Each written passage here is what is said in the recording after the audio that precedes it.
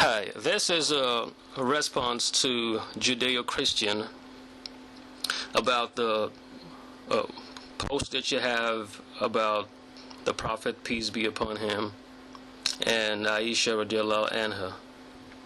Before I go on, I would like to say that there is evidence that contradicts that hadith that really mentions her age to be 9. There are other hadiths that will help you calculate, and the calculation leaves her age at least 13. Some will say from 14 to 16. There's actually a hadith that after your calculation you will get 18 to 20. So we don't know her age for a fact. And the source of that chain of narrators has been deemed to be controversial.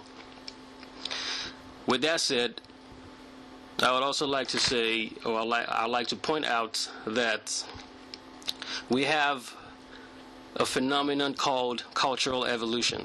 It happens in all societies. Like in the early 20th century in America, a white woman and a black man cannot be seen together in public. A black student could not attend certain schools because they were not, those schools were not for colored people.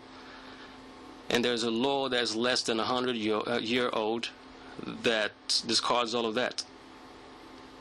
So I don't expect that you will feel nauseated by your white neighbor because your white neighbor loves his grandparents or great-grandparents that upheld segregation. I don't think that you would do that. I don't think that you will feel that way about them. They did not live for segregation. It's just part of the things that they practice as a custom. And however, we can look upon that now in 2007 as an absurdity. They did it, and that was part of their customs. That was part of the norms of the society. Well, let's go back to the word pedophilia. According to the etymology dictionary, that word pedophilia only came into existence in 1905. You can look it up yourself in a dictionary of etymology. In 1951, that was the year the derivative noun pedophile was first recorded. So I would think that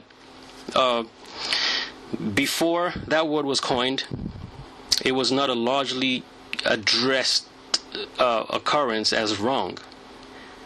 Maybe it was okay for an older person to be married to a younger one in the society which that word was coined. Well, it has a Greek root, and you can figure that out yourself. So, in the 20th century, we come to recognize pedophilia. So before then, what was that occurrence called? Or what did we see it as? Did we see it as abnormal? Did we see it as absurd? Or did we see it as a normal thing? I also like to say that the Prophet, peace be upon him, did not go scouting for a wife. Neither did he make certain that it has to be Aisha radiallahu anha. A lady by the name of Khawla radiallahu anha suggested Aisha radiallahu anha in marriage to the Prophet, peace be upon him. She, radiallahu anha, Aisha radiallahu anha, actually was betrothed to another young man, but her father did not give his blessings as this man was not Muslim. So we see that she was actually old enough to be married. According to the society, irrespective of what age she might have been, she was old enough to be married. In the hadith I was talking about, she was referred to as bikr. And this bikr is an Arabic term for an unmarried lady. Sort of like what you would call a bachelorette. So obviously she was eligible for marriage in that society. The number that we attach to her age is insignificant now because they did not say that she was a certain age, therefore she's old enough to be married. It is just the fact that she is considered as a bikr which means a bachelorette or an unmarried lady. She was prepared by the women in the community as a bride. There is no way that they will put their hands into such an event or an occurrence if they felt that somehow it was wrong. Okay, why would they prepare her in marriage as a bride if they thought for some reason, oh, this is not right? So obviously they didn't see anything wrong with it, irrespective of what age she was. We know that she was young, but we don't know for a fact what number of years she had spent in this world before her marriage. Well, I'd like to also discuss the implications of the hadith. Sorry, not the hadith, but the sunnah. But before I do that, let me give you an example of one of such hadiths that help us calculate and see that she might not have been 9 after all. Listen to this. According to Ibn Hajar, Fatima radiallahu anha was 5 years older than Aisha radiallahu anha.